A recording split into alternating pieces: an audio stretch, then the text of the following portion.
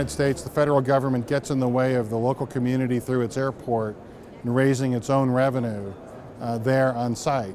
The federal government limits what airports can raise in their own community from their own passengers, through user fees and so forth, to generate funds to finance infrastructure. We don't have that mechanism that's in place all over the world, and we rely on government grants, and as you said, they're coming down, and we rely on debt, and that's a concern.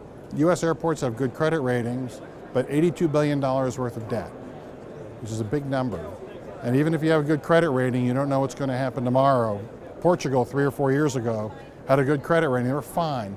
And they didn't change anything about what they were doing, but a lot of outside influences happened and forced them into a bad situation. And so if you rely too heavily on debt for your future, you're literally mortgaging your future.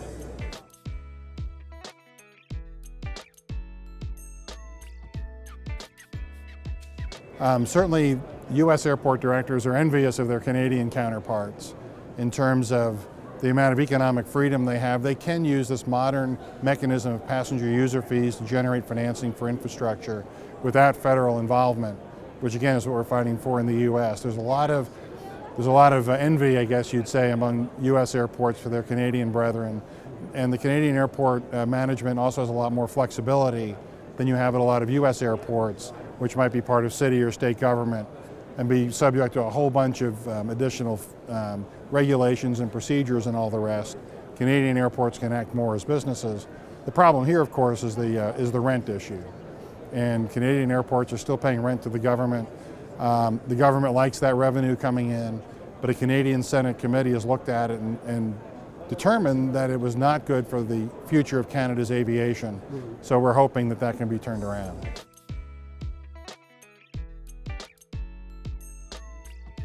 The Senate committee's work itself was pretty monumental. It was probably one of the most comprehensive reviews of aviation that's taken place in over a decade. And as the Senate committee found, there is no simple solution to the problem of aviation competitiveness for Canada. That's why we think that the number one recommendation of the Senate committee report was that Canada work with the airlines and the airports, that the government get together with the airlines and the airports to work on an aviation strategy for Canada. It would be great for airport rents to be eliminated tomorrow, but there are other ways to reform the system. It's not an all or nothing scenario. The FAA reauthorization bill passed earlier this year, good for another 3 years. There wasn't a lot in it that we liked, frankly, but we have 3 years to try to change the political dynamic. Washington's changed, and there was a time when you got your position together, you got a few allies together, you talked to the right couple of people, and you can get something done. And that's not true any longer. You really have to generate that understanding and pressure and interest, what we call in Washington, outside the Beltway. So when congressmen go home, people at home are talking about how important the airport is. That's what we're trying to do.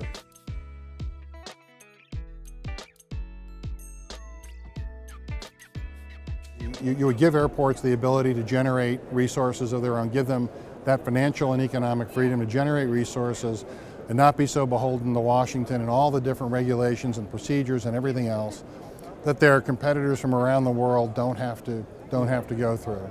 So I think that's where you would start. But I do think, frankly, on the airline, from the airline point of view, for example, there are some taxes that they pay. Over the last 15 years, there were some changes made in 1997 to the international departure and arrival fee that increased those.